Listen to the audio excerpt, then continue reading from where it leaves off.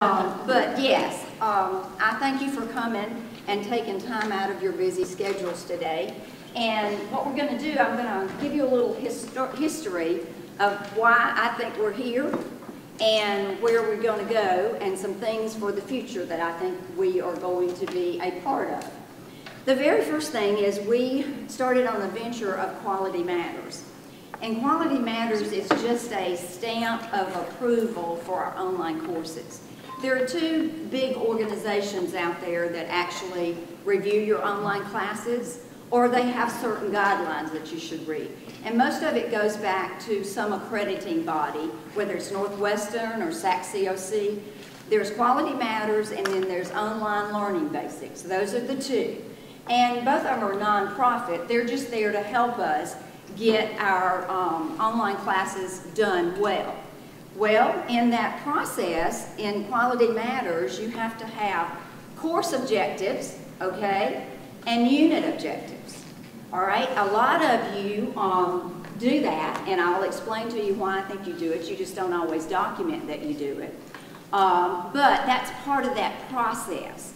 And so, anyway, and thinking about that, I thought, well, maybe they don't understand. And so I'll take your syllabi and we'll bring them to a workshop and we'll just fix them, I guess is the word I want to use.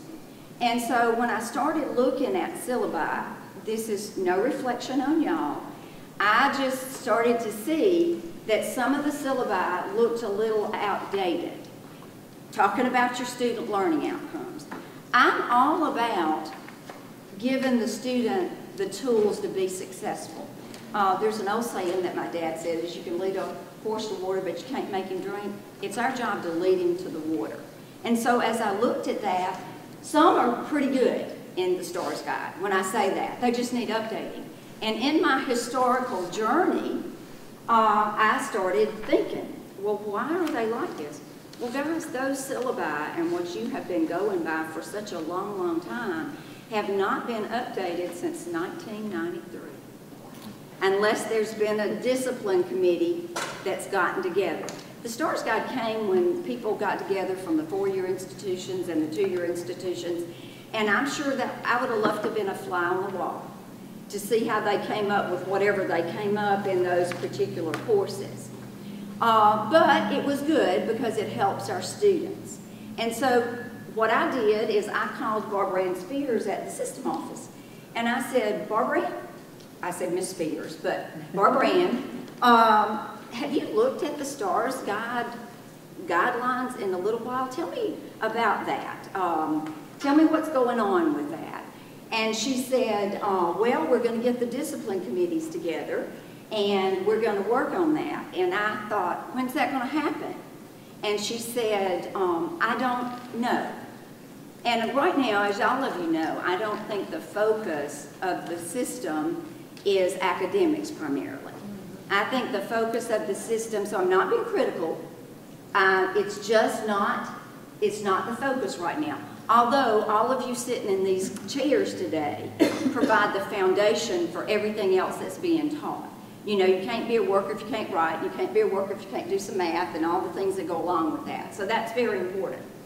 I had another conversation with the Chancellor, Mr. Baker, and we were talking about Quality Matters, and he talked about what he wanted with distance education and some kind of quality control. They may pick something at the system office other than Quality Matters. I don't think so, because that's the particular one that he talked about to me, and the fact that we need to just make sure what we do in our classes is good. So I think somewhere down the line, we're going to see Quality Matters come out of the system office, and that's going to be the standard. He, in fact, told me that his plans were, if we can all take stock in that, I mean, not being critical, his plans were to hire somebody at the system office to be a helper with that. Well, I got back with Barbara Ann Spears, and I said, well, Barbara Ann, I'm not sure when all this is going to happen, and we really want to do this to make it better for our students. And she said, go forth. She said, when the discipline committees get together, she said, it's always better to bring a document to the meeting that's been worked on than not bring a document and have the storm in Norman. I don't know if any of you have ever sat in a discipline committee? Have any of you done that? All right. It's a challenge, is it not? It's a very challenge because they bring people all over the state, you know, from that aspect. But anytime that I've ever sat in one, it was always better to have a document to work on than it was a document not to work on. So in looking at what you have, I thought about our students.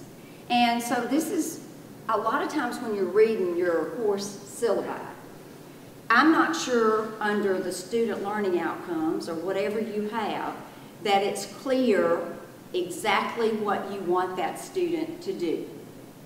Now, I think all of you do a great job telling them that, but I'm not sure that it's documented as well as you could document it in your syllabus. So we're going to try to change our thinking a little bit this morning, and some need more work than others. For example, some of your course outcomes are written from "this course will cover." Well, yeah, but what do you want that student to be able to do at the end of that class? And we're going to come up with some of those kinds of things like that. And so I think we're going to tweak. We're not going to throw away the STARS Guide because we cannot throw away the STARS Guide. But the bottom line is we're going to tweak a little bit, and we're going to see if you can make it better, and us as a group make it better for the students that we have. After this workshop, I have lots of material to cover today, and we will talk about having small groups together. Because one of the things that I want all of you to know is I can't write your disciplines. I cannot. All I can write is mine, which is nursing. You know, so now I might help Steve a little more than some of the others over there at that table, because my background is a lot, you know, related to anatomy and physiology. But some of you, I'm lost, okay? I wouldn't know what you need to do in your course, only you. So as we work on these course outcomes, and that's what we're going to call them in a little bit, you're going to have to get with the people in your different departments. And those course outcomes for English 101 needs to be the same. The course outcomes for 102 needs to be the same. And we'll talk about that a little bit. And then we're going to talk about a strategy to match them to the STARS Guide. So that it is not a hard strategy. It's not at all. And that'll probably come in some small group sessions, because today we're going to be doing some general things. And then we're going to be doing some later things. Those of you that have never been down an education pathway, and I know you may not have, I know exactly where you are. Because when I first became a teacher in nursing, I was a little young nurse that didn't know any better. And I was given a book and told I had 15 students teach these 3 books to these students. It was a pharmacology book, it was a med-surg book, and it was a pediatrics OB book, and I went. So what did I rely on? Anybody want to take a guess?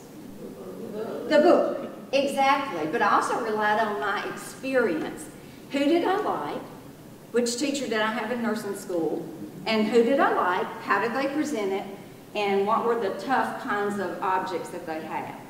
Now, back related to Quality Matters, when we start that process, I think Ms. Bramblett has asked a couple of you to be a showcase. What I mean by that is to get your course ready, to be a role model or a model for everybody else. I'm like everybody else. I like to have a model in front of me, and if I can have a model in front of me, that's good. But now we're not going to have 10 101 classes either. Do you follow what I'm saying? We're going to have a standard 101, and we'll talk about things that can actually change in there as we go along. When we get ready to go through the Quality Matters certification, what we'll do is work with a couple other schools in the area so that we can bring them that. We don't want to be a big burden of cost, but also if everybody else is going to be doing it, why do we not bring some people in? Which will provide some opportunities for you to become peer evaluators, and there will be some stipends that are given at that particular time. Now, none of this is required as far as that. You can teach straightly traditional in the classroom if you want to. You can you can do what you need, but I think all of us know as we move forward, we have to meet the students where they are. And, you know, some of you this time have had to deal with a student that doesn't want to come to class. Don't raise your hand. I already know who that is. They just want everything online. You know, they want everything instantaneous. So we're going to go a little slower at this. And to that, I owe you an apology. I told the department chairs that the other day. I said, you know, when I got to looking, I just thought we had more than what we had. And it's not that they're all bad, it's just that they need some work. Everybody with me on that? They need some work. All right, I know you're in your nest, but what I want you to do is stand up, grab your sheet of paper. You got one, a colored paper should be on your desk.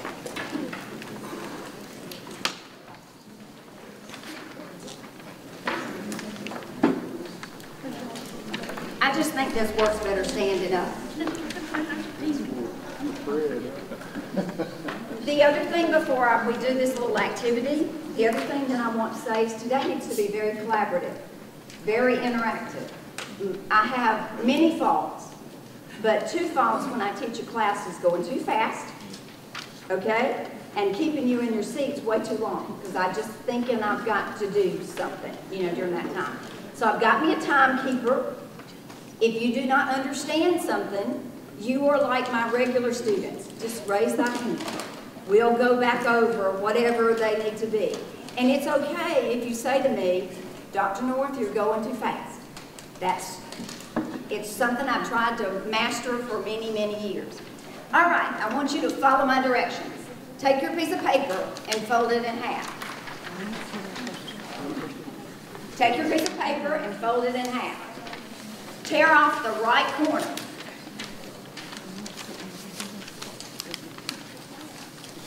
Take your piece of paper and fold it one more time. Tear off the left corner.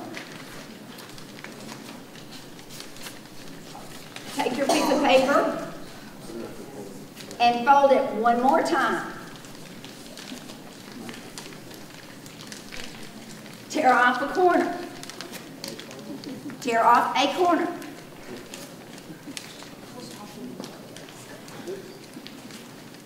All right. What I saw in the classroom were, and this is compliment, normal students, okay? Dr. Aldridge was standing back there, what is she doing? You know, he was trying to go and he was holding his up going, this? And so we're going to talk like this. I saw Dr. Foster, he was doing some of the same things. Did she go to the left? Did she go to the right? Let's take these and open them.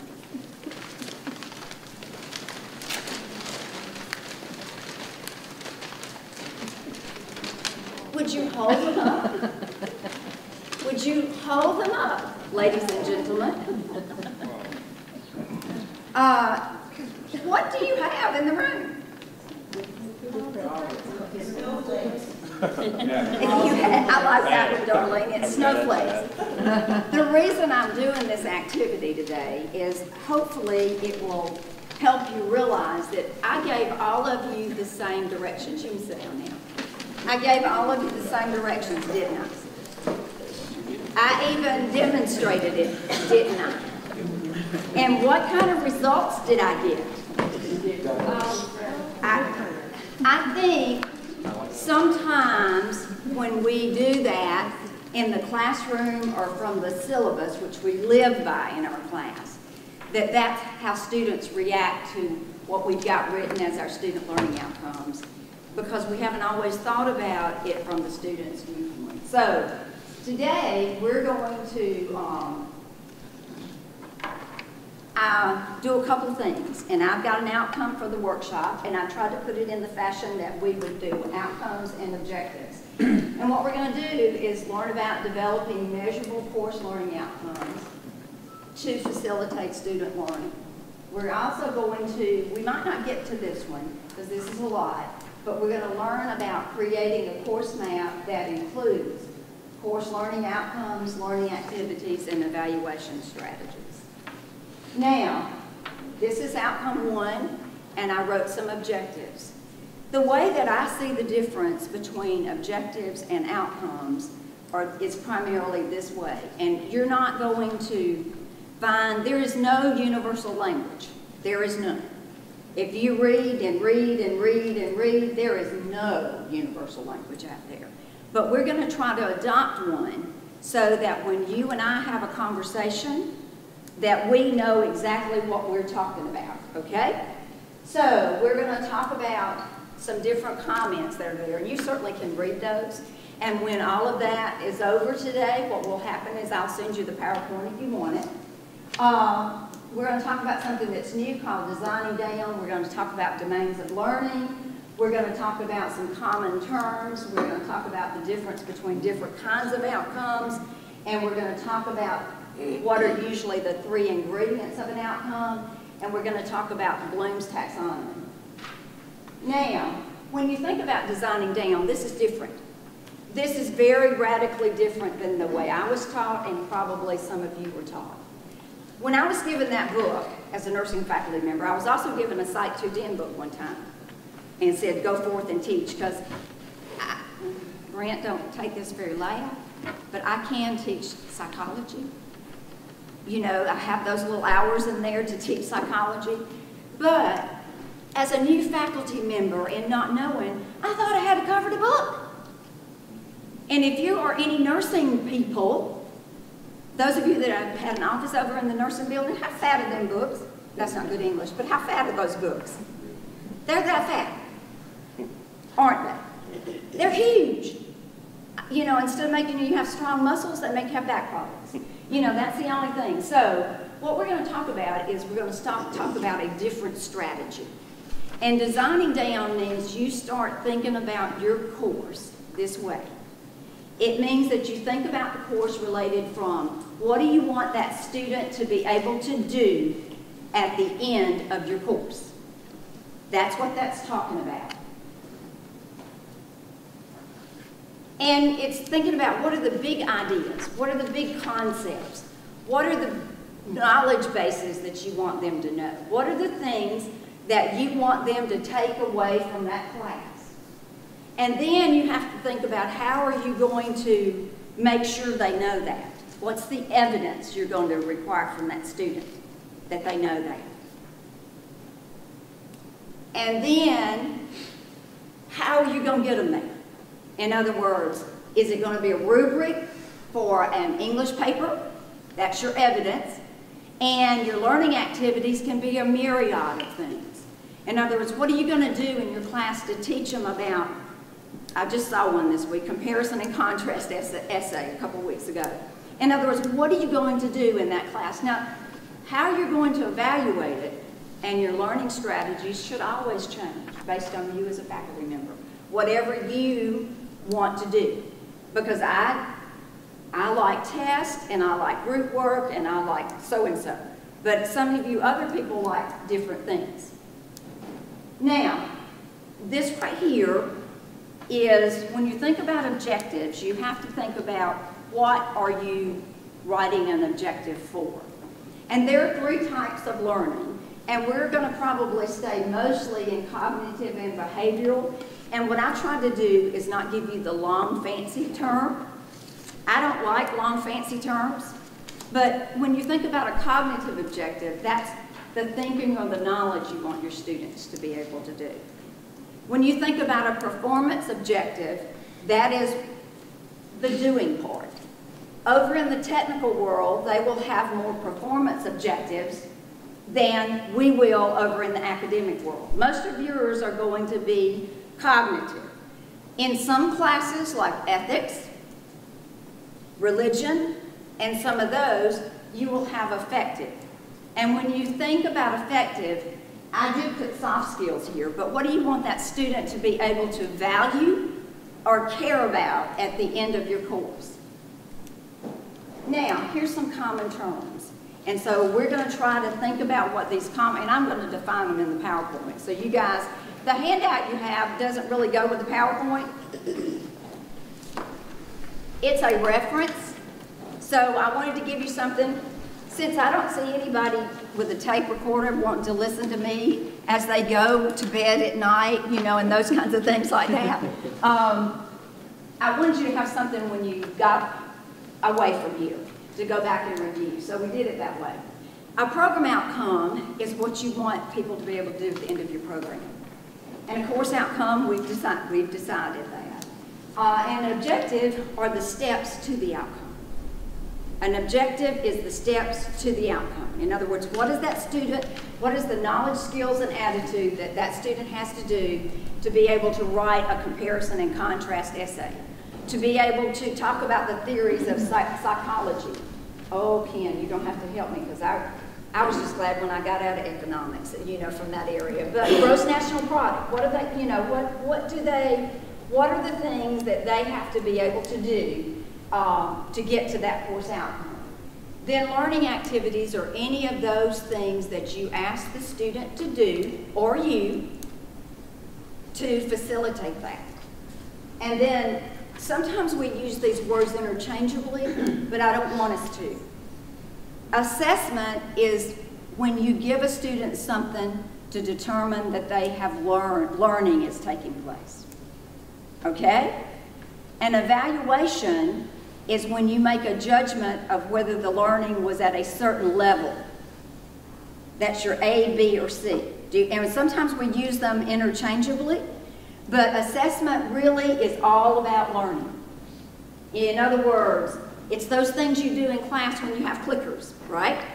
It's those things you do in class when you do a graphic organizer and you get it back and you go, what did I do wrong? They didn't get this point. There's not a grade attached to it. It usually means you need to back up and reboot, something related to that area. Now, for you, I think you might be thinking, in our program outcomes, what in the world is it for the Associate in Science degree and the AA degree? And what it is for us is our general education competencies. In other words, what we are saying when a student graduates from our college is that they can do these 4 things. Now, how we choose to measure them and how we choose to get there and how we choose to assess them and evaluate that is all up to an institution. Everybody with me on that? All right, course outcomes. Just remember this. Be thinking, what do you want that student to be able to do at the end of your course? They have to be measurable. They need to be obtainable. They need to be distinctive, very clear. And they have to be consistent with the goals of the college. And they have to be paired with certain learning activities. And you have to be able to assess them and evaluate them. There are a lot of different ways. And I'll send you this. You don't have to write it all down. Y'all are like the rest of the students, but that's good. Now, when you do a course outcome, and this might not be the best one, because I'm not in that discipline, but this is an outcome. It's a bigger picture. Students will be able to compare the major theories of human development, and you can read. All right? But that's pretty broad. You know, it's not very specific in that area. It's pretty broad. Now, when you're developing your course outcomes, as you're thinking about this today, the STARS Guide, I didn't put it here, but the STARS Guide is the first thing we have to look at. What did they say? And then you have to think about what are your program outcomes. In other words, do you contribute to any one of those 4? And some of you do, and that's what I want you to realize. Even though we have not chosen your class to measure them in, if you do something related to writing, a paper or something, then you're doing the communication.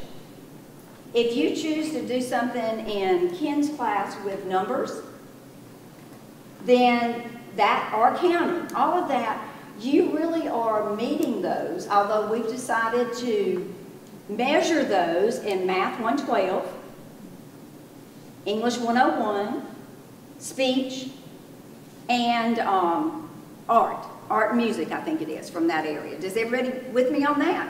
You may have something that you're doing in your class related to that.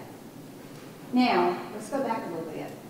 Course sequences. When you think about your course, English 101, what you learn in 101 depends on what you learn on, what you come out of 101 with.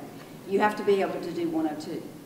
So that's what I'm talking about. So your course outcomes should be those things that they have to do to be able to be successful in 102. You have to think about future courses. All of us are not teaching, Steve is not teaching biology majors, but he has to cover his class in a way that if there are a biology major, then they can go back and know that foundational material. He doesn't dumb it down or whatever it happens to be. The other thing is, do you have any themes in your course? Is citizenship a theme, or is culture a theme, or anything related to that? Are all of those themes in that area? Also, your course description. We can add to that course description, but we cannot change that course description. Some of the course descriptions are pretty bad too. You know, but there's nothing we can do about that because it's in something called the Common Course Directory for the Alabama Community College. Doesn't mean you can't add a statement to it. When you look at those course descriptions, that's the minimal that you have to cover.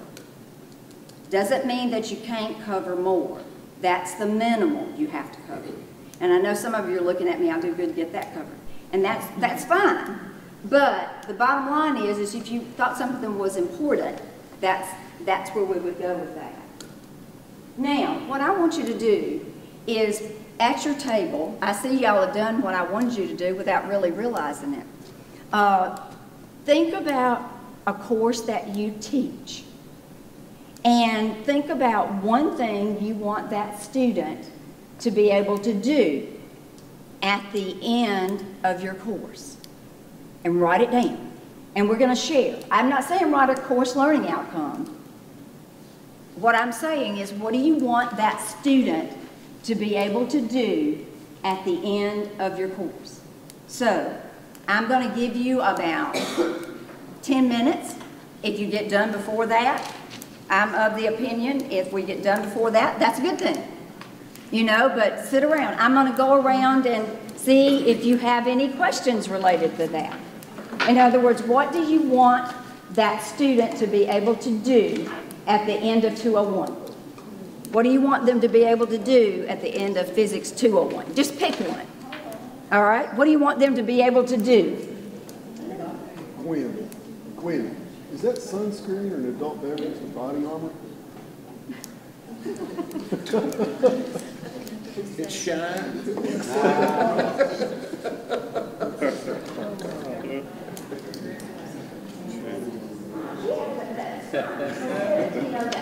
And some of you won't have to do a lot, but you got to think about what you do.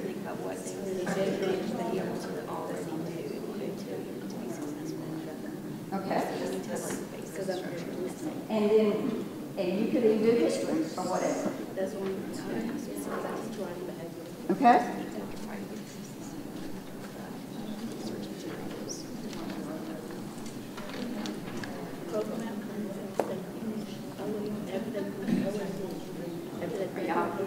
Like, what are the main things you want to do? and what do you want them to be able to do?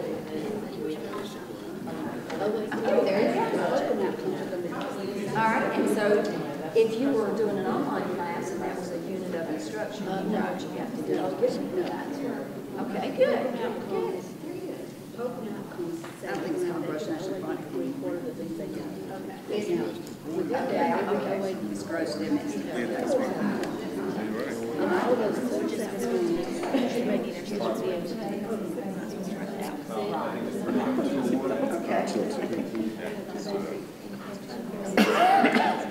Okay, but you're doing what I'm doing.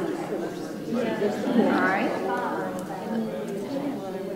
Yeah, you probably do. Or is that not, isn't your bigger objective is to develop a financial statement? Yeah. Right. All right. What job is that? Okay.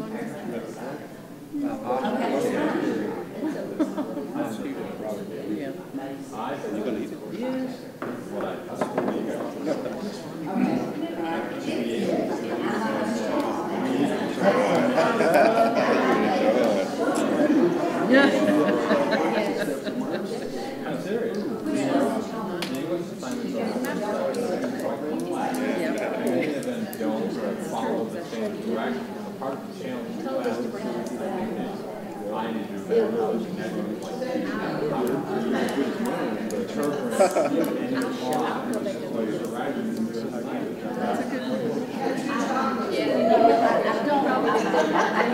I don't have anything else today.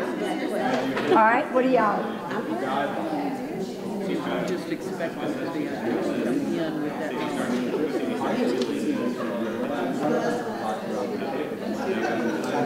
Right.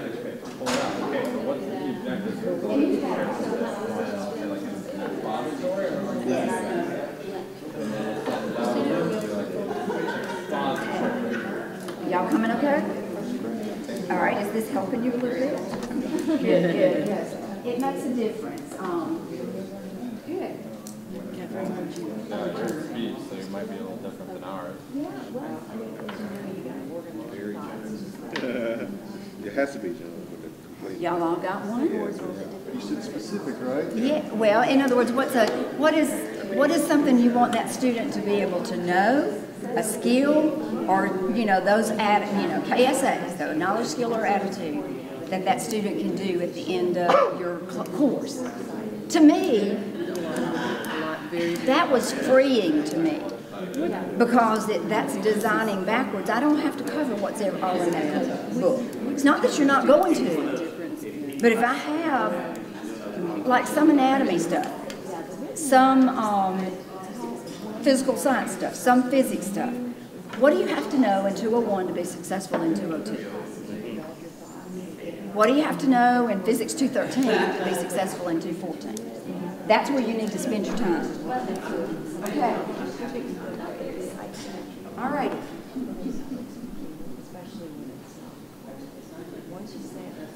All righty. Has everybody got one? Has everybody got a concept or something? When you meet in your groups, and I realize some of you are going to be a one-man show. Some of you are a one-man show, and that's all I'm going to say. You're a one-man show. In other words, we only have one person that teaches physics. That's all right.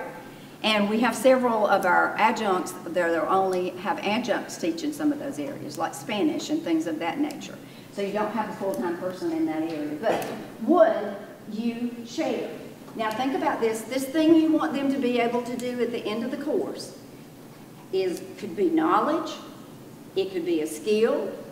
I don't think many of you are going to have much attitude, or the affective domain. I think most of you are going to stay in the psychology or the cognitive and in the psychomotor area. All right, somebody share. First table. Decide on a spokesperson when we come around. Just go tag your it. I wish I'd have brought my cush ball and I'd just thrown it. No. All right, compile financial statements, okay? Did everybody hear that? No. Compile financial statements. I'll repeat it. Over here, guys, what'd you decide? Create an error-free resume and cover letter. Y'all are going, what? Y'all are good. This is adding a lot. So, error-free, I would have just said create a cover letter. And she's got some other stuff in there. But what you want them to do is create a cover letter, and then we're going to talk about the other pieces that go with it in just a little bit. How about you guys? You want to do mine? Okay. Oh, don't everybody jump at once. All I have to give you some time. We didn't Okay? decide as a group which one was going to go. But I said, read, interpret, understand, and follow directions detailed in an assignment sheet. Okay. All right. That's good. That's good. All right. Up Follow here. directions. We're, all three of us were on the same page with structuring and organizing a 5-paragraph essay. Yes. Exactly. Kinda like what you're All right. The back table. Apply psychological concepts to real-world situations. Great. You guys, if I had you totally in a classroom, I feel like skipping the next 10 slides because I think a lot of you are ahead, and that's a good thing. But I think it's a good thing to do a little bit of review so that we can have that. Very good. All I was expecting, and you guys, you could tell your educators, is for you, I'll take your example, create a cover letter. In other words, that's something you want them to do, is write a cover letter, and they gave me all their guidelines that go along with that. We're going to talk about that, and that's okay.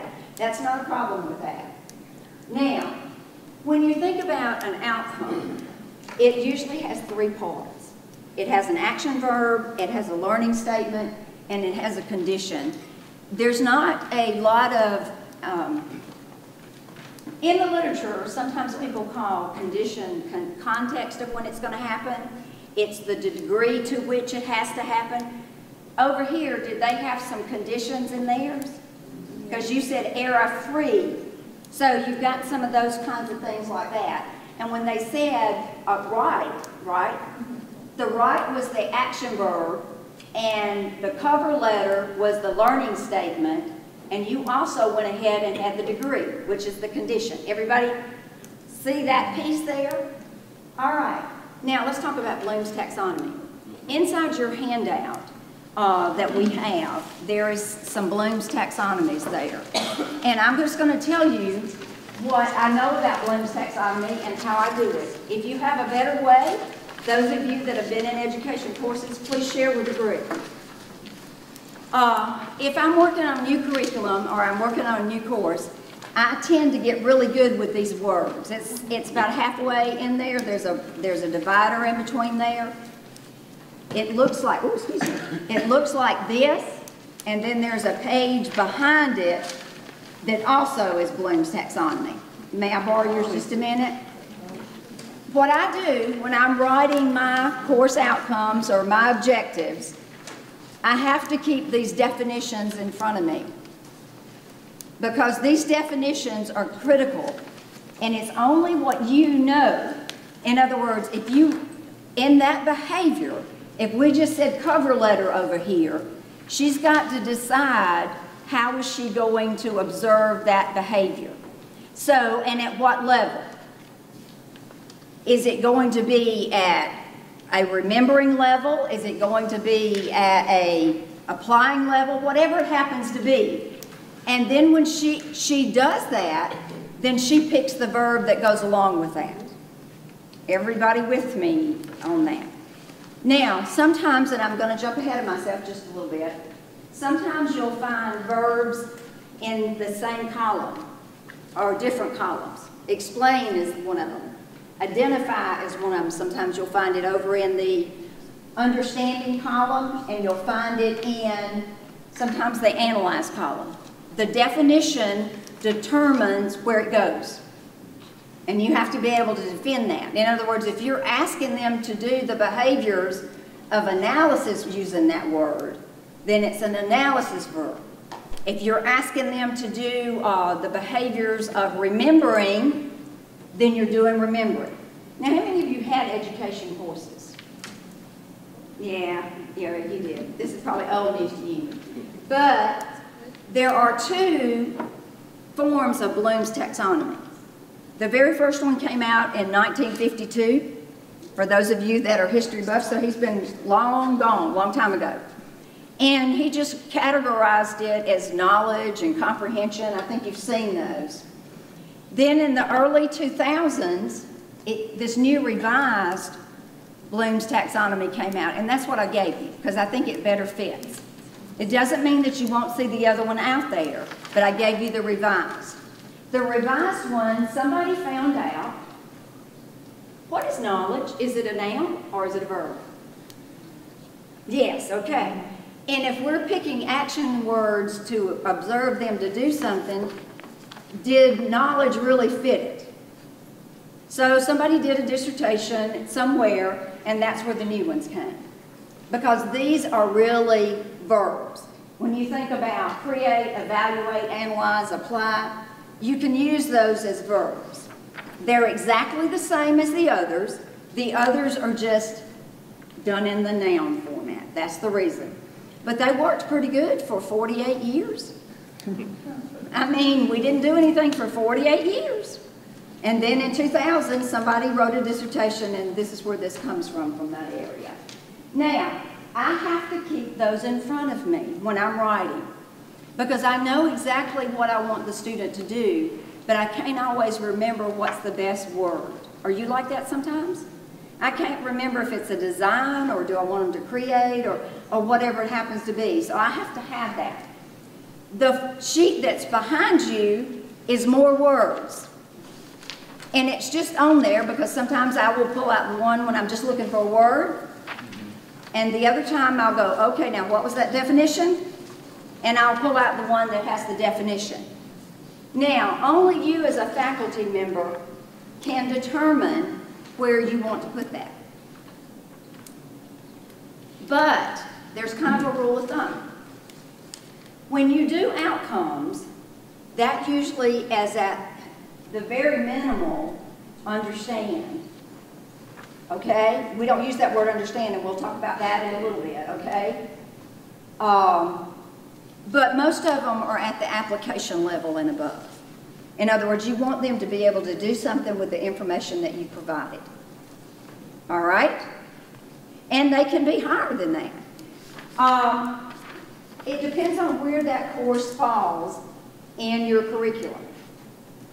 In other words, do they need to know something in 101, and maybe at 101 they know it at the application level, and then 102 they will know it at the evaluation level. So do you see what I'm saying?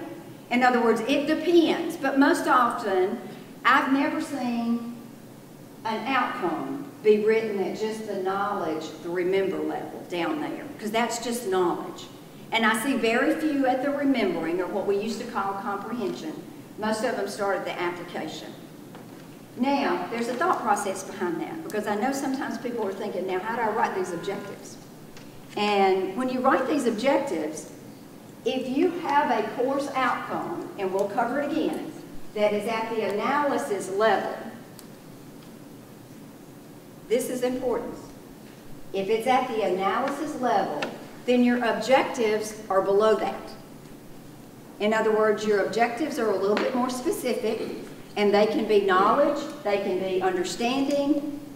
Now, there is assumptions, because sometimes I've had faculty come to me and say, Dr. North, I'm going to have 50 objectives for this one outcome. Well, there's no set number, there's not, but there is an assumption. If you write one at the application level, you assume they can do the other two. They can understand and know. Do you follow me? So that just depends on you, and you design learning activities right there. I'm not saying that when you write that outcome, you're going to find a remember, an understand, and apply if you wrote an analysis. You might only find understand and apply. That's because you chose to do it that way. Now, you guys are going to have to decide on that. If you're a one-man show, that's not a problem. Okay?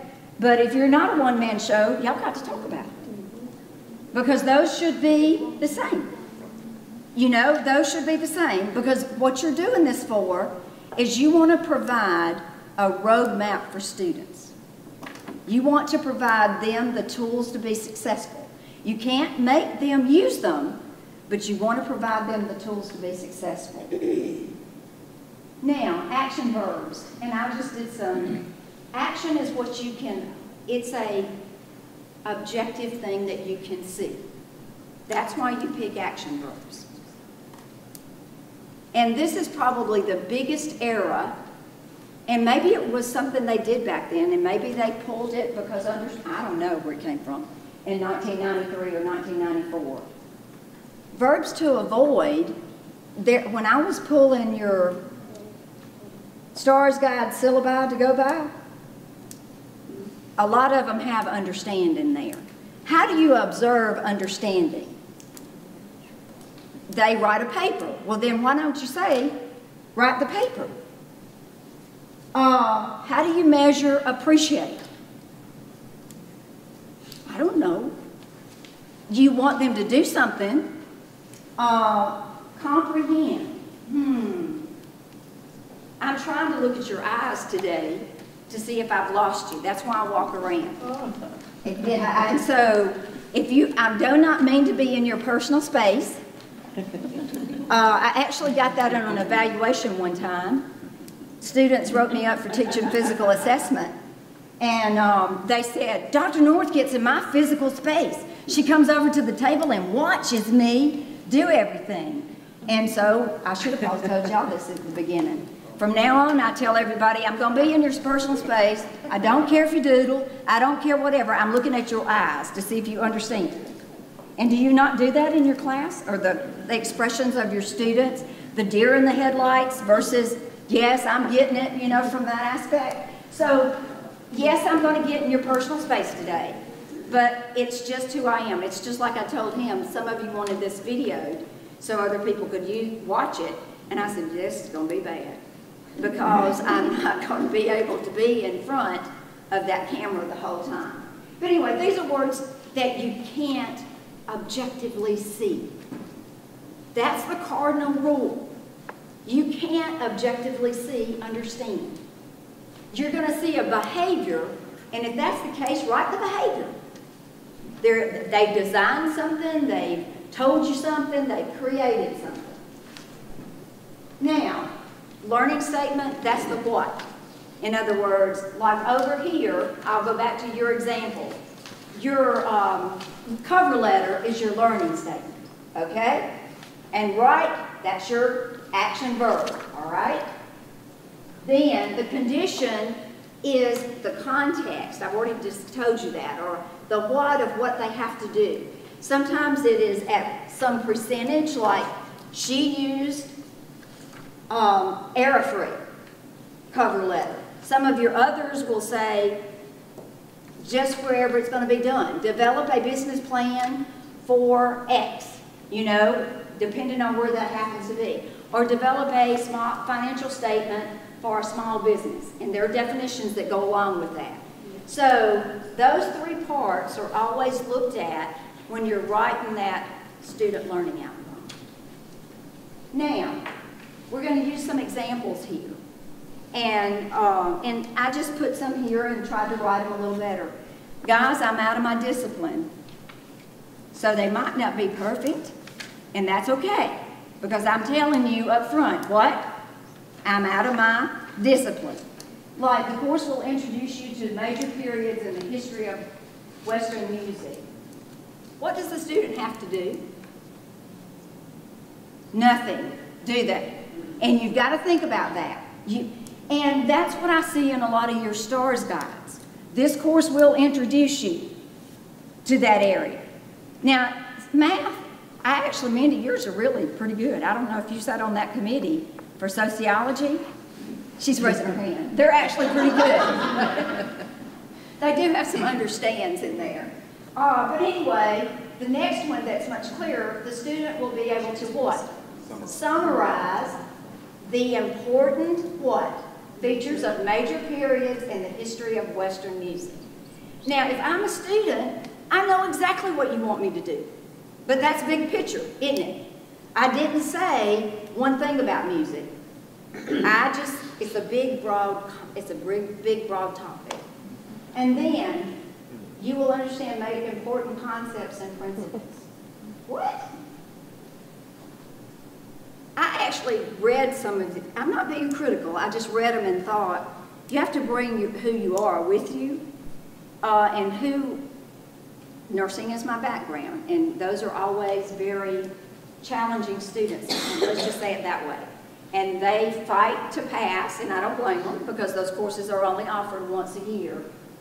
And I thought, well, I'm glad I'm not taking some of this to court as I have been to defend, because I'm not sure I could.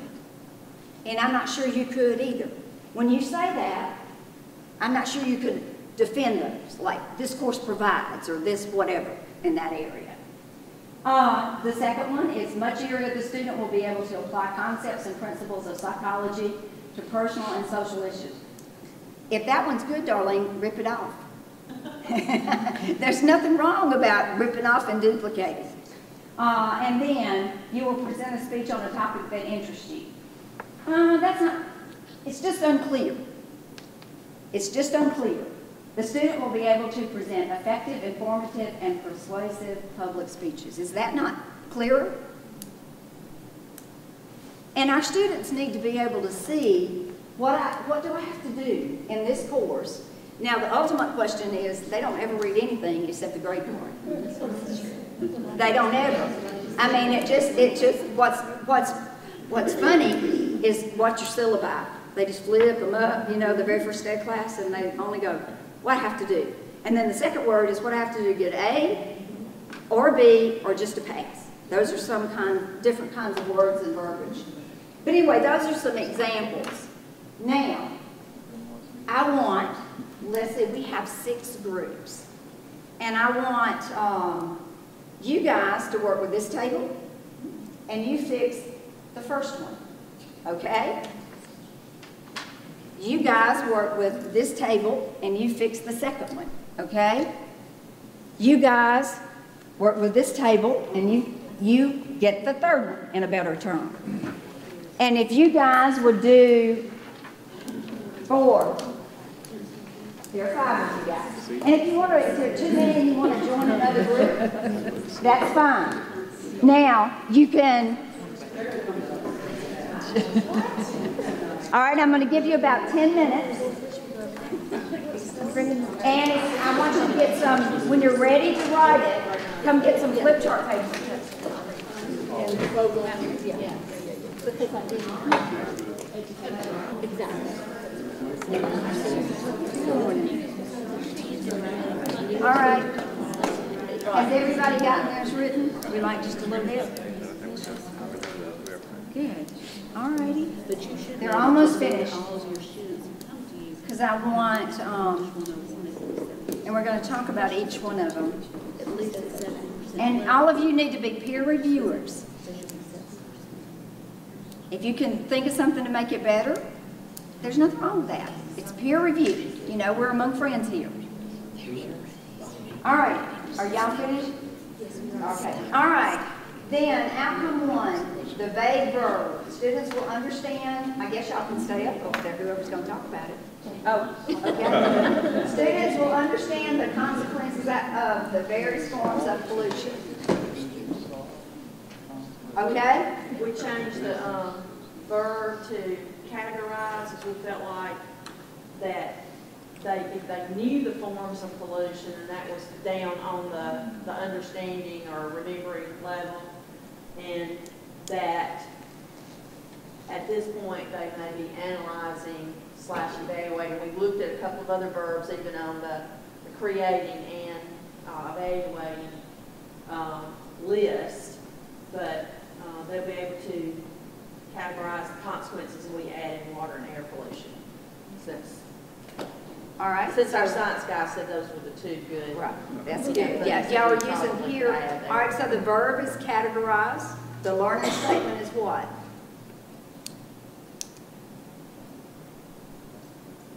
Consequences? Yeah. Consequences, that part. Well, it's kind of, yes, there you go. Consequences.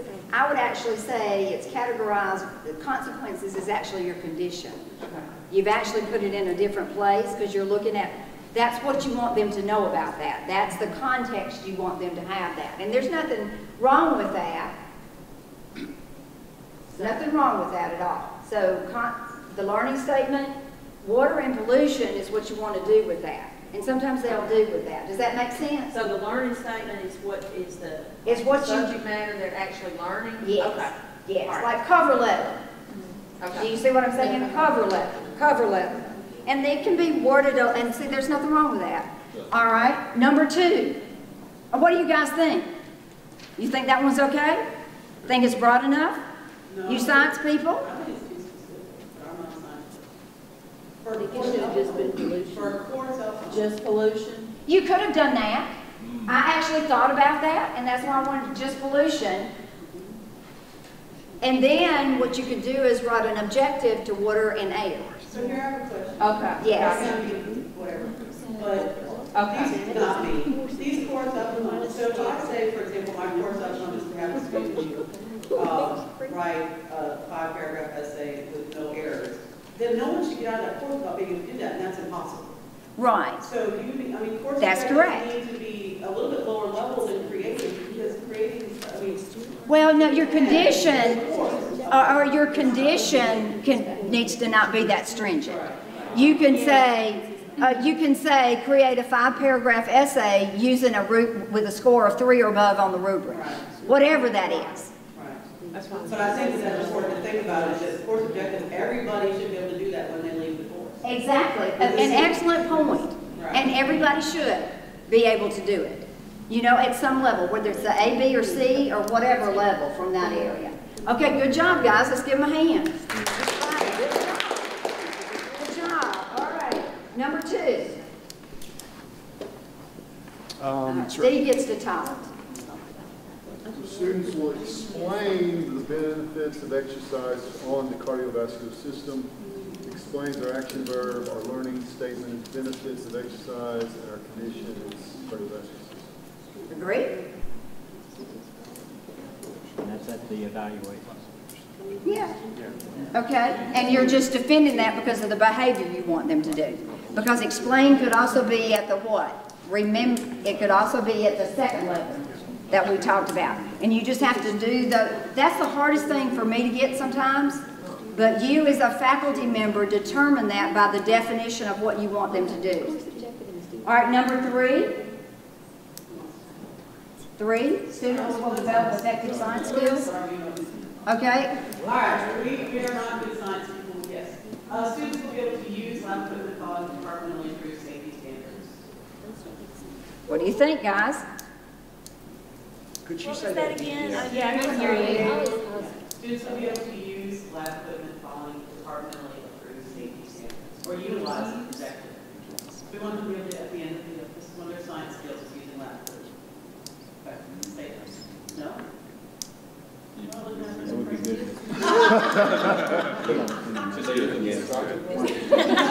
Yes. And you have you can always make these better as you go along. Ron, share what you said. So, I just said specifically for microscopes. yes. We didn't want to say we didn't know what classes. Don't they have to use like the slide and Yeah. So So you you can see, but this is what it should be. It should be this dialogue between the two. And we talked about all the fields we have listed, and then we said, oh, well, that's just. And I actually told you. We talked about microscopes, just to let you know. And I read it and went, that might be too specific. All right, good job.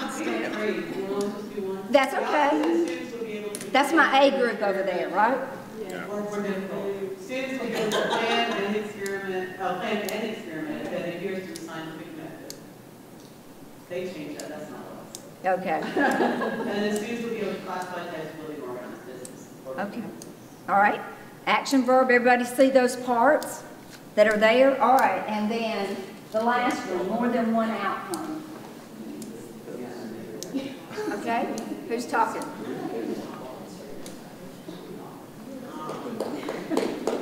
I need the cush ball. I need the cush ball. I'm sorry. I really used to use a cush ball in class, guys. It said more than one, and we asked because we thought we could have written 2, but instead we wrote 1 that says students will solve complex business mathematics problems in a collaborative project. That's an excellent. I think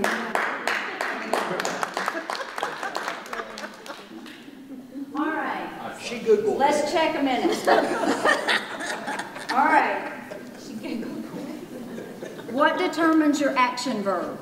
This is just a little recheck. Somebody tell me, what determines which action verb you're going to select? Say, I'm hearing lots of people. Raise your hand, or somebody tell me. Darlene? Yes. That definition, under the level of blooms, okay? What's the learning statement? Yes, that's good. We got to give Darlene some more chocolate. Yeah, some more chocolate. Somebody asked me yesterday what education things sometimes are they're boring sometimes. And I said, well, I'm going to have chocolate and sugar, coffee and water. And between chocolate, sugar, coffee, and water, maybe you guys can stay away. Yes. Still not clear on the learning statement. The learning statement is the what? Like create the cover letter, okay? Okay, so that involves that action verb too, right? Yes, complex business mathematics problems is in other words, right there, solve is the, complex business mathematics. that's the learning statement. Okay. And then the last one is in a collaborative, that's the condition. The condition. And it's the context, it's the performance, and sometimes you'll see them, and the performance or the condition will be at the front. It'll say, given such and such. Do you see what I'm saying? You've seen both of those that way. All right. Now we're going to talk about your course map. And this is outcome 2. And this really is related to when you sit down to get your course together. And when you sit down and talk about what you're going to do when you do your online course. I've never been able to do an online course without some kind of plan. And so we're going to talk, there are a lot of names out there. It's called course mapping.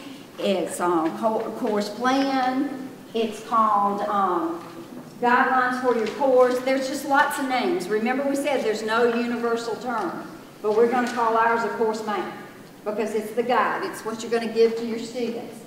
And you will not create a course map today, but that's what I want you to be able to do as we progress through this. But today we're going to try to go through the ones that are here. What's the value of a course map in ensuring that all learning outcomes are prioritized and assessed or addressed adequately in the course? We're going to talk about objectives.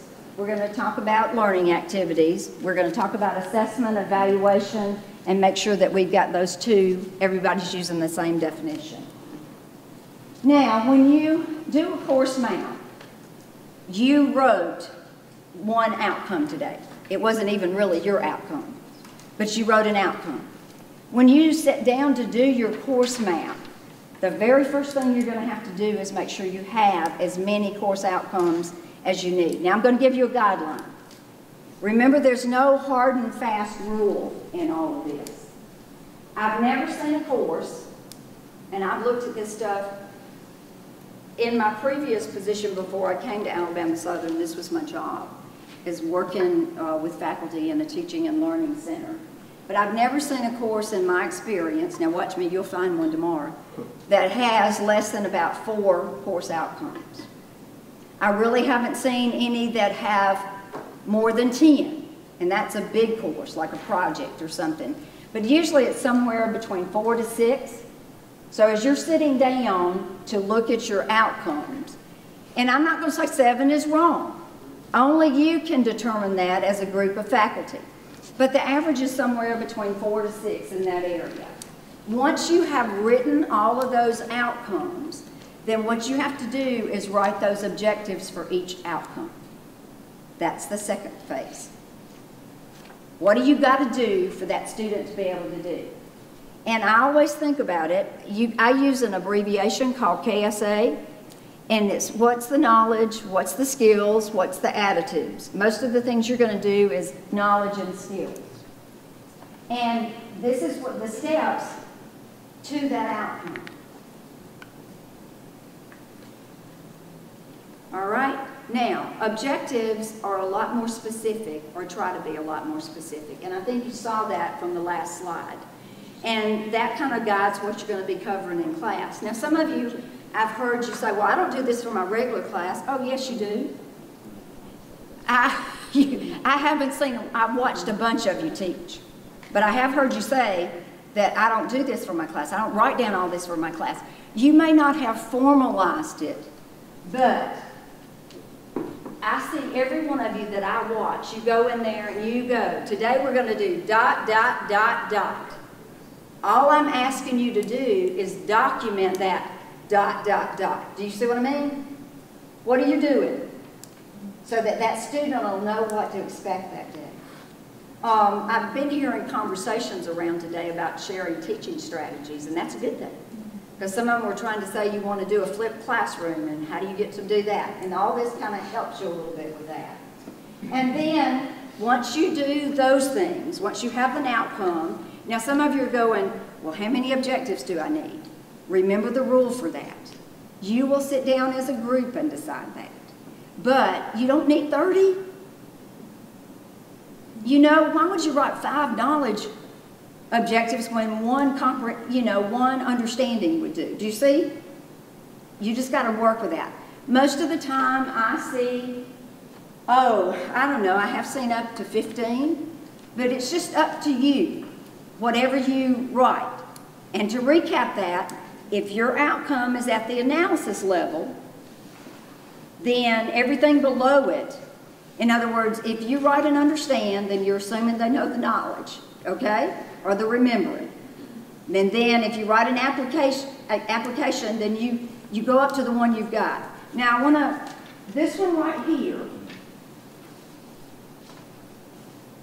could have had an analysis objective.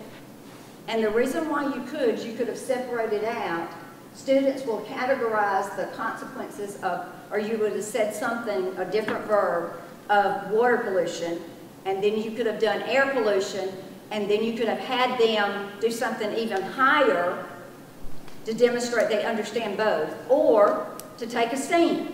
Which one do they think is worse? Water pollution or air pollution? So there's not a hard and fast rule. It's just based on what you want to cover in that class. And you as a group decide. Now, in your teaching strategies and learning strategies, we are going to have to do things other than straight lecture. And I haven't seen that. But kids don't learn very well today. And they'll always be kids to me. They're adults. I'm sorry, I just say kids. And when you say straight lecture, you've got to do something else in that classroom to get them learning. And that could be questions, that could be short answer, that could be group work. But it's really hard just to lecture the whole time and get them to remember it. Number one, how many of your students come to class prepared? 2. Well, 2, that's good. 2. I love it when y'all are just honest. That's exactly right. They just learn differently. I'm an actually visual learner. I have to get down, like Gwen said. Like today, if this makes Lisa feel any better, I have to pull my sheets out, get down, talk to the faculty, and dig in it. And once I dig in it, I really understand it. So that's what I have to do.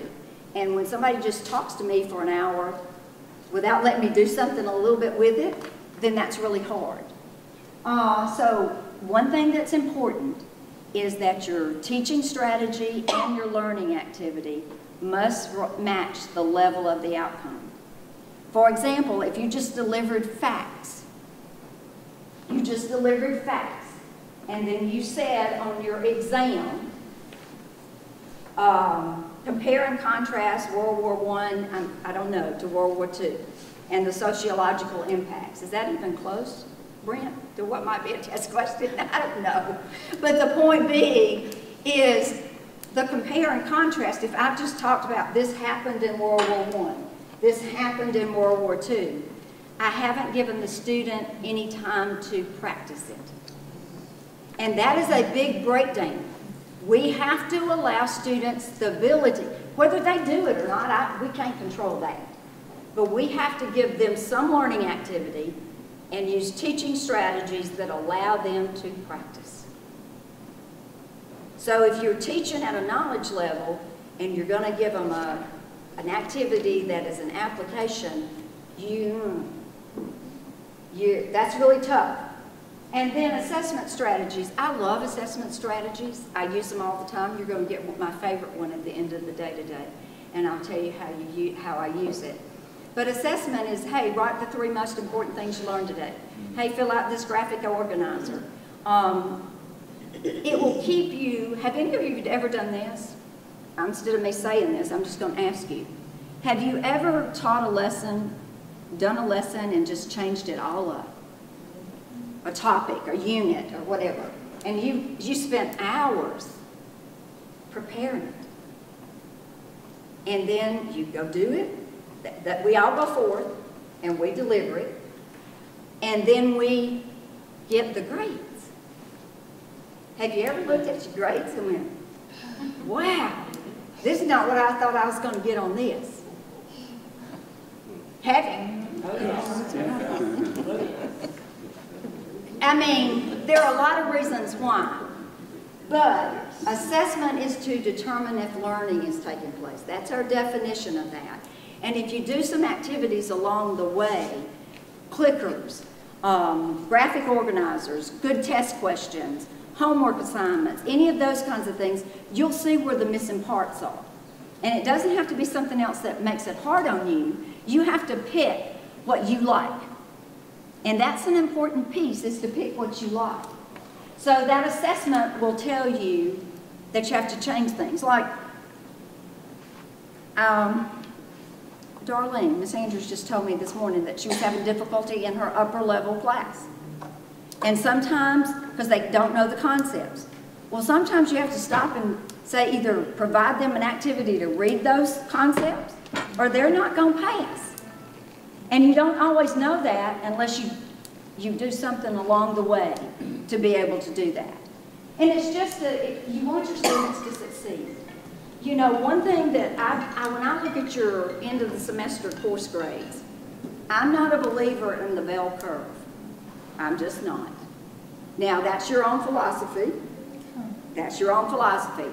I just believe that if you deliver your content, you write your objectives, and they all make A's, B's, and C's, and if you're pretty comfortable you did that, well, what's wrong with that? Now, that's never happened in one of my classes.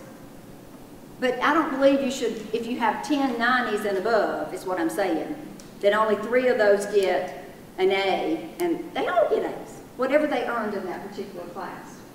And then your evaluation strategies. Your evaluation strategy has to match the outcome, because the outcome is at that level, whether it's a test, whether it's a project, whether it's a research paper, whether it is a role play. One of the most creative things that I have seen as an evaluation strategy was in a history class of Lee Taylor's when I was at Alabama Southern as the dean, and was watching her teach one day. The students were performing their projects in history, and I wish I could remember it. I wish I'd have had, this was before the days of the iPhone, so I could have clicked it on. Well, she did a lot with learning styles in there. The student got up and he brought his guitar, and anyway, they had a choice of a paper or create something or whatever, and he had done a song about the Civil War. And did it meet the criteria? It just was different with those choices. But he was able to apply what she had in class and put it to that song. That's what I'm trying to say, is you can't, there's got to be coherency between that outcome, that learning activity, and your assessment and evaluation. Or you're not going to get good results at the end of your class. You want good results. You want them all to do well. Now, if they don't do the work, that's not what I'm saying. I'm not saying that you give A's, B's, and C's. Please don't go out of here saying that. To me, if they fail, they fail. But we have to ask ourselves, did we give them the tools? And if we did, that's okay. All right, just so you'll review, in outcomes and objectives, I always think about outcomes or exit statements. They are exit statements. What's that student going to be able to do? And this has just kept it straight in my head for years. Objectives are the steps to that outcome. Now, not to make it confusing, you may go read something on the web this afternoon, and somebody else is going to use goals, somebody else is going to use objectives. We're not, this is our language, so we'll all be on the same page. But, even in your quality matters, you've got course objectives and unit objectives. There's nothing wrong with writing course outcome/objectives so that you meet that quality in that area. And then the other one actually meets it. If not, you get all confused. Oh, I'm sorry about that. Sorry about that. Yeah, what's all there? She's brand new like I was. The first time I ever heard this in some of the classes that I did, All right, of course, students will be able to compare the major theories of human development. This is just an example. And it's all, if that fits, rip it off and duplicate it. I didn't write all the objectives. I was just trying to give you an example. Define the relevant terms associated with human development. You know, whatever. In other words, what do I need to do? What do I need to tell the students they need to do to be able to do that course learning outcome? Now, learning activities, as we said, they're directly related. They can be incremental, like if you give a project over a semester, and problem-based learning is perhaps the best example of that. But incremental, you do something this week and something the next, and then finally you create the final project. Or a learning activity can be a different tool or something to practice, solving problems, whatever it happens to be. If you're in a very beginning class and if you've just lectured and you want them, and you've lectured at the knowledge level, and then you want them to create a comparison and contrast thing, did you give them time to practice that? No. So you would have to lead up to that. I just put this in here. When you are teaching, you do have to think about learning styles because everybody learns differently. And, you know, my favorite are right brain, left brain, and whole brain. And then your perceptory areas are all auditory, visual, or tactile. And sometimes people have to write things. Sometimes people have to hear things. Linda has a hear, see, and do. That's just that area. A lot of you here are left brain. You're very analytical. And some of you are blessed in your whole brain. You can do them both. Whoops. I think we've talked about this. Everybody, so that you know when you're doing assessment, it just has to match. In your handout, there is some activities that go along with that. This handout that I've given you is a reference. It wasn't meant to go with the PowerPoint today. It was meant to go for you in an office when you're working on this. You can tear it apart. You can do whatever you want to. If you find an error or you have a question, please let me know about that. It's your use, and there are plenty of them over there. And if you want anything digital, I'll be glad to do that. But there's a whole section in there on assessment. There's a whole section in there about picking about evaluation and things of that nature. I borrowed this. I'm a big person for coping, and I borrowed this from Dr. Aldridge. The one thing that I wanted, this was Dr. Aldridge's class. Now this is not a course outcome. This is more like a lesson outcome, or it could have been a unit, depending on how you designed your class. But this is what I saw him doing, this was his lesson learning outcome, or his objective, however you want to say that. What he wanted at the end of this unit of instruction is to complete a comparison and contrast essay. And then, now this is Linda North. Todd did look at it a little bit. So I wanted him to say, did I really get your objectives right? Now, and I saw him saying that. So all of you do it in that class. And then those were the learning activities that I saw. He did different things in that area. And sometimes this table made a point. Sometimes you use words that might be objectives that turn out to be learning activities, like create or select or whatever that happens to be. His assessment method to make sure they understand it was a graphic organizer that he used in class. And it was about the criterion and things related to compare and contrast. And then his evaluation will be the actual essay using the rubric. I thought that would be helpful to you. Now, I can't do another one. I just ripped that off of Todd that day I went to his class. Any questions about that? I'm sorry, Todd, is that just for a specific lesson, or is that actually a course outcome? It says lesson learning outcome. Is that? Just the That was that day. That was just that day. Okay, but we're not expected to. No. I couldn't think of the other in a small. I don't want to work on days yet. No, and he could have, Darlene. y'all ask these questions. Don't go out of here confused, or if you get confused when you get home, I'm sure I'm going to see Lisa Turner in my office, and that's fine. I love working on things like this. There's a lot of things I don't like working on. It is painful. It is painful, but once you ever get it done, it'll make your life so much freeing. It's kind of like learning a new software. Have you ever tried, when they change Word on me, I go, And most of the time I call Beth and say, where is this in Word? You know, or Nancy or somebody. And Nancy goes, it's around here somewhere. But the bottom line is once you get it, you're glad that you do. Yes? Like the outcomes, so like the section would be like chapter 17, 18, and 19 for one section where we'll be testing on. So these are like 46 outcomes for those 3 chapters. And then up under that, I have objectives for each one of those chapters. No, we need to talk individually, so I won't. In other words, don't you have systems that your outcome, the systems relate to communication in the body? I'm just trying to remember.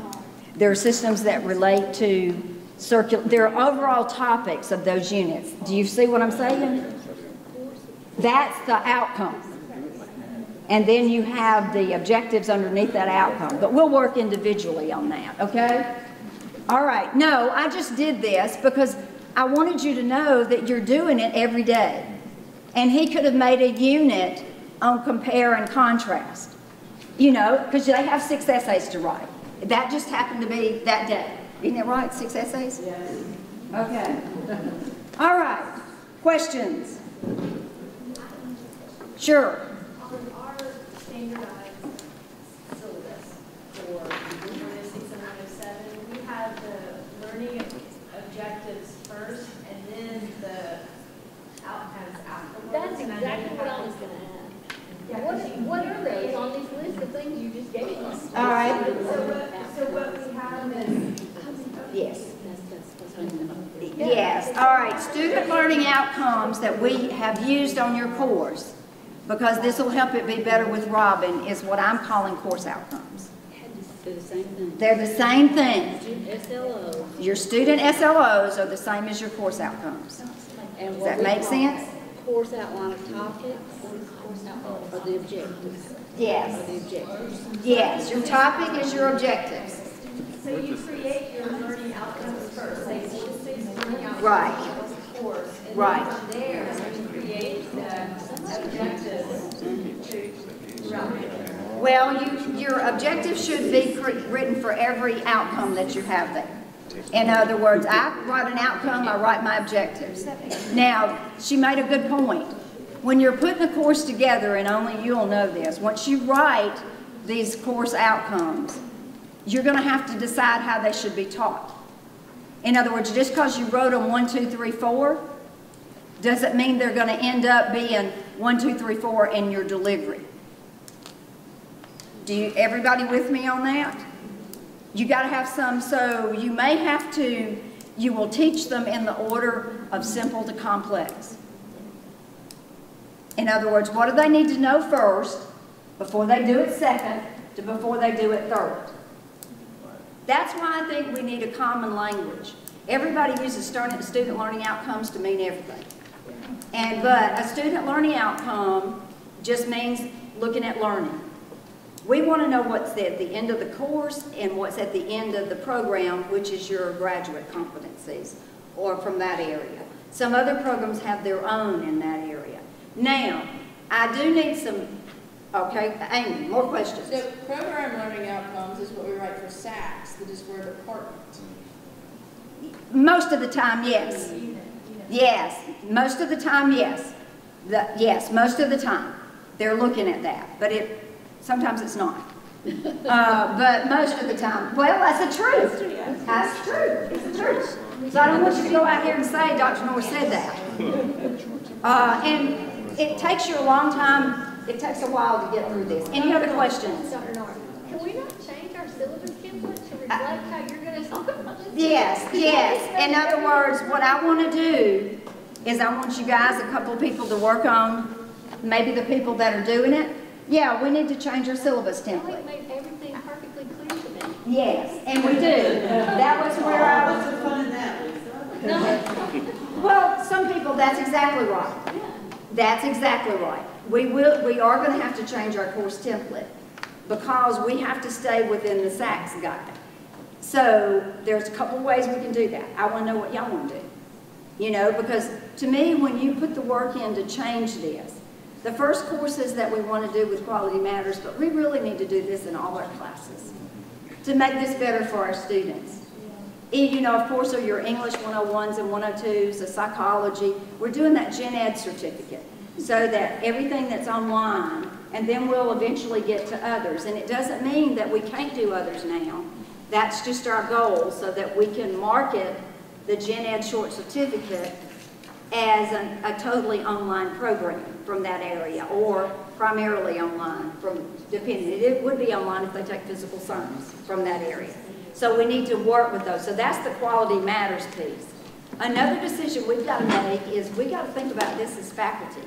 And you guys got to think about, our whole goal is to focus on that student and student learning. And how can we make that road as clear as we can to student learning? So we do need to develop a new syllabus template. We won't worry about it until fall, as you guys have worked on that. Now, what I see as, look at the very last page of this handout, the last pages.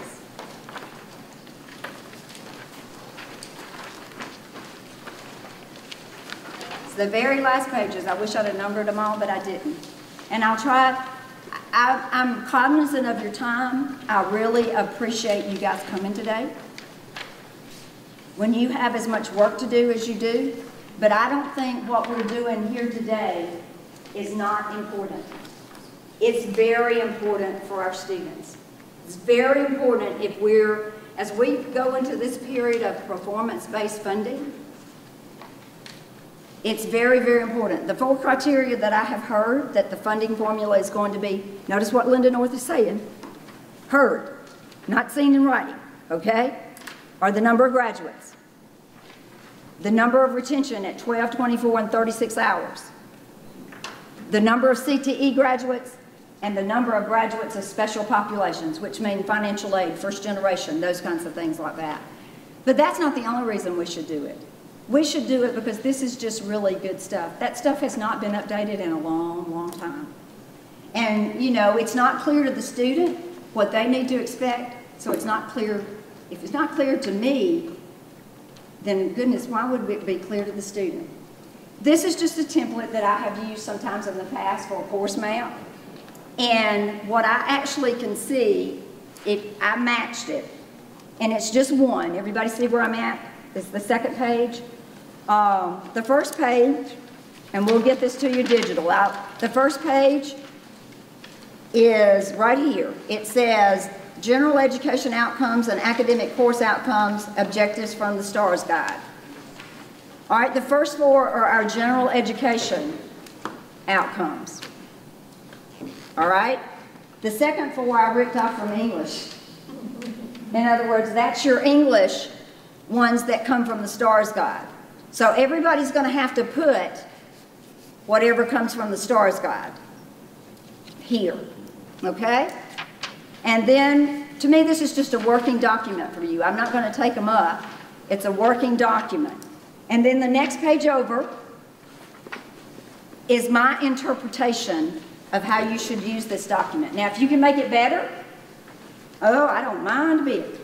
If it's not clear to you, let me explain the first 2 columns. Everybody, come to the next one. If I'm on the linear, I've given it to you in 2 forms. I'm on the linear one. There's a linear and a vertical one.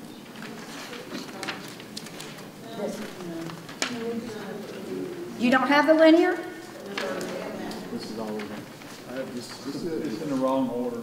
It's in the wrong order. All right.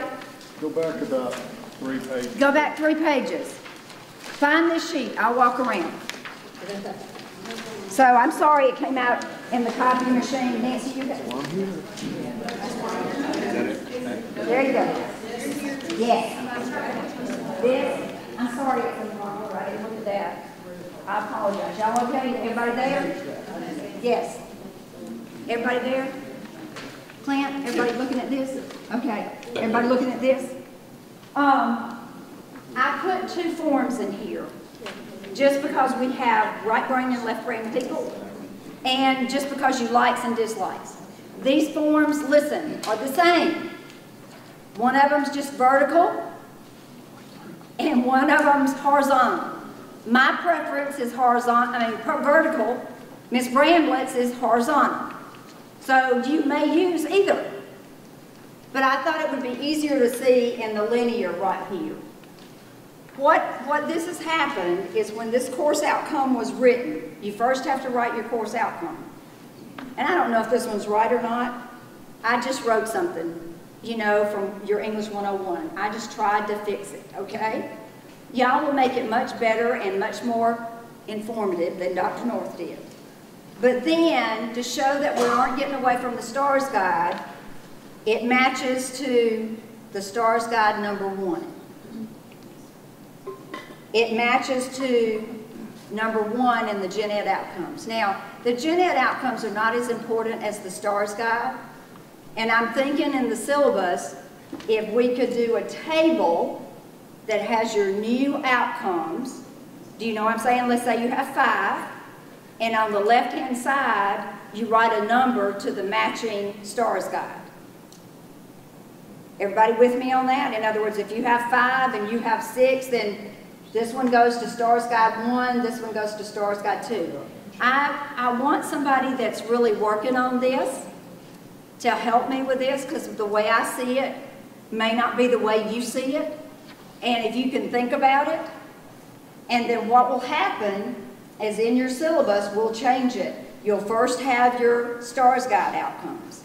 Then you'll have your course outcomes, okay? Or STARS Guide objectives. And you will match those outcomes. So when you get on those discipline committees and you go to Montgomery, they're going to say, well, you were just radical. And you need to say, no, I just reworded STARS Guide 1. This is a better way. I just reworded STARS Guide 2. You know, whatever it happens to be. Some of you, I don't know, some of you have STARS Guide stuff that says, let me see if I can find one. I did print some today.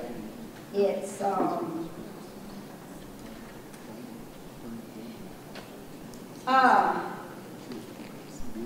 not a good one. Are you talking about the plans of instruction? No, I'm not talking about the plans of instruction. That's a whole different ballgame for you. Well, I don't see it in my stack right now, but there is a course guide out there somewhere that I read. And this course will cover the sociological, economical, something of history through this day. And then it's got some other topics that may include such and such. Well, I guess you would make that 2. Do you see that's not even numbered? It's just a little paragraph. It's really more of a course description than it is outcomes or any of that, but you got to relate it back. That's the only thing. You've got to relate it back. So when you look at this, what I tried to do was go through and do communication, and that's not always, you don't have to do that, but I just wanted you to see how it fit. This is the STARS Guide. This was my course outcome. These were some of my objectives. And the exact same material is in the vertical one. Does everybody see how I did that? I just ran out of time. I meant to call one of you over and help me finish this, but I just ran out of time.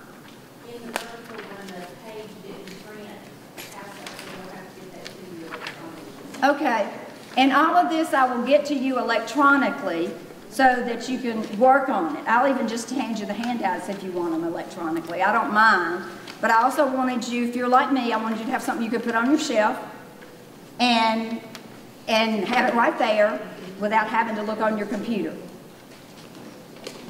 All right, questions? Yes, Darlene?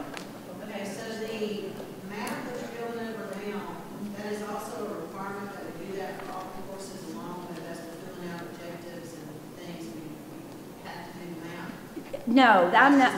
That's a help. Okay, second question. So we're doing the course outcomes and unit objectives as a group for a class. Are learning activities up to the individual instructor? Yes. Learning activities and evaluation, all of that is up to you.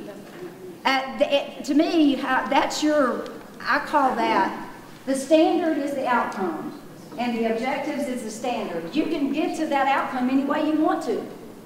If dancing in class helps you get there, you know, it does sometimes. I started to do the hustle today, but thought y'all wouldn't think that was too good on one of these. But anyway, now,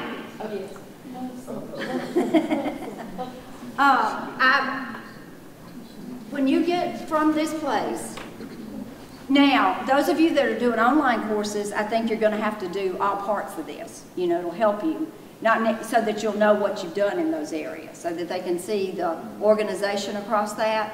But that doesn't have to be for the rest of the classes, you know, from that area. Now, later on, those of you that only have adjuncts in some areas, I don't know if it wouldn't be a good idea to put some suggested learning activities I'm not talking about by fall, I'm talking about as we move through this process. Because I just think back to me, when they gave me that Psych 210 book, now I had those 18 hours. And all I had to go on is what I thought a nurse needs to know. You know what I'm saying? And I didn't know, how did I teach? And you know the first class I got for that? This is no joke, was the athletes at Alabama Southern that were on the baseball team. And so, was that not a challenge? You know, that was a real challenge. And I'm not saying it's a bad thing, I'm just saying, had I known a little more of what I know today, they'd had a better teacher. That's all I'm gonna say. Because unfortunately, they had to listen to the nursing piece of it. Yes, Brent? What is it that you want completed by fall? By fall, we want our 9 courses that we're going to do by the Gen Ed certificates done. But I want all of you to be working on your courses. Do you see what I'm saying? And then we'll do a structured timeline. So like psychology is in that Gen Ed certificate. Do you see what I'm saying? Biology 103 is in that Gen Ed certificate from that aspect. CIS 146 is in that Gen Ed certificate. Yes? Tate and I we went out to the STAR site and we pulled it down. How are we going to handle this in situations where there's not a STARS guide description? Oh, yours is your POI. Yours is your POI. So, well, you get to be your first and only.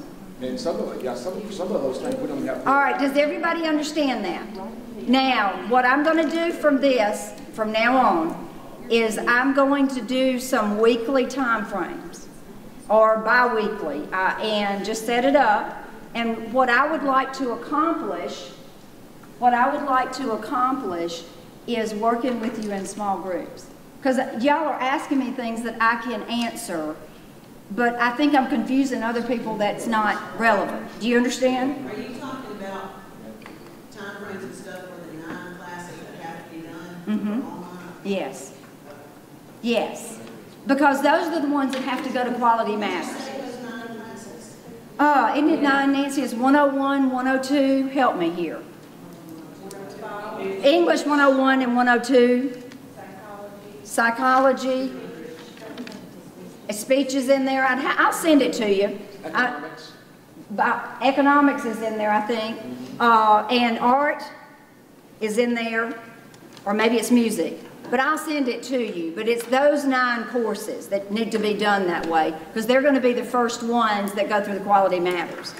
But this doesn't mean that we don't need to be working on writing good course outcomes. Now, by fall, Brent, I would like to have you guys at least made a good faith effort to get to fix what's in the STARS guide.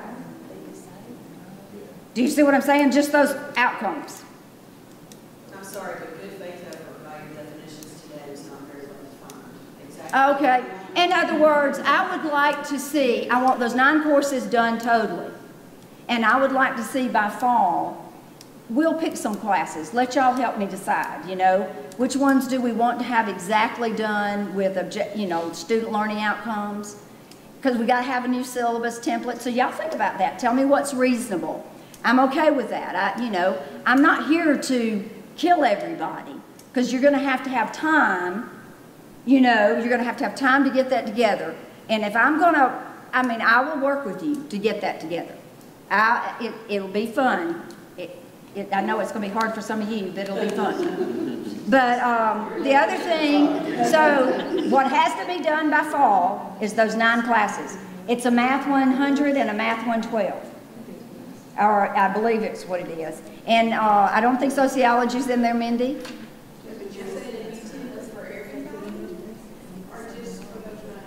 Just those 9 classes right now. And then but what we'll do is sit down and see what's reasonable. I didn't even think about that today. I was just so busy covering. I didn't think about that end goal. I was thinking about the 9 classes that are in that Gen Ed short certificate. But we need to do student learning outcomes for all our courses. I mean, that's not, it is what it is. We need to do it for all. All right, I've gone a little over. The very last slide is this. Take your sheet, take your note cards. And what I'm going to do with this is I would like for you, tell me one thing you got from the workshop, a couple of things that you got. And then on the other side of the card, tell me something that you need. And what that means is, what can I do, what was not clear, just like Darlene said, good faith effort. I want y'all to start working on this. And as we work through it, but we're going to do those 9 classes. And I'll get Nancy to send that out to everybody, or Tyler, or somebody. And then as we go along, we'll take another group in the fall and make sure that they have that in the spring. Then we'll have another group and we'll make sure do you see what I'm saying? I see this as a process for a period of time. I don't know how long. We told Clint he's got a lot of work to do. Well, it'll be easy once you've done it. Yeah, she will. Now, what I'm going to do with these cards, guys, is I'm going to read them, and then we'll compose an email that tells you what the synopsis was. I used to do this in all my classes when I I wrote back and said, yes, the objectives were met, yada, yada, yada. No, this is some things, and I might give you some ideas of what to do. I will not do that today, but next week. It is a tremendous amount of work, guys, but you don't want it to go to the state. I've been in those meetings and not have something with you to take to the state in those discipline committees. Those of you that have been there, you just don't. And when I see some of these, it's really hard.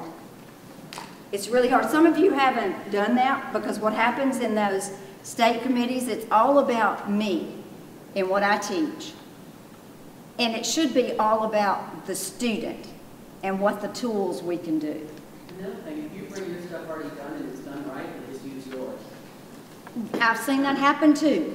Just saying, or maybe I've seen that happen somewhere. Well, it has happened. It has happened. So, Yes. and then if those of you that are working on those 9 courses for Quality Matters, why don't you guys, I need Nancy, get those people together. Those 9 people, you get with the department chairs of whoever that is, whoever's related, and they can come up with a syllabus template to show that'll go in those 9 classes so that they can, I can see it, but I want, just because I see it that way doesn't mean that they see it that way. I don't want it to be, yes, it's work, but I don't want it to be cumbersome work, you know, that you don't see. So, Casey, since you're in the middle of it, you need to get with Nancy. Darlene, since you're in the middle of it, I know you're working on Site 200. We need her input. And then, y'all, because this is your tool to give to the student. All right. Now, when y'all have finished that, just lay them in the table, because they're anonymous. I don't want to know anything. But I just want to thank you today for coming. I hope it has alleviated some anxiety, you know, and if it made a little more, just realize that we're all going to be there to help. Because when you bring that, now there is something else, when we do the discipline groups, when you guys come in discipline groups, bring your STARS guide, and we'll sit down and talk with that, because that's what you're going to basically be doing, is working on that. Like, you guys have a wonderful opportunity in business, because business doesn't have anything. And so you guys have a wonderful opportunity. Ken, yours is not so bad on the STARS guide. It's not so bad, okay? Some of the others, you just have to combine them. All right, when you do that, have a wonderful weekend, and I hope you learned something today. Thank you. Thank you. Good.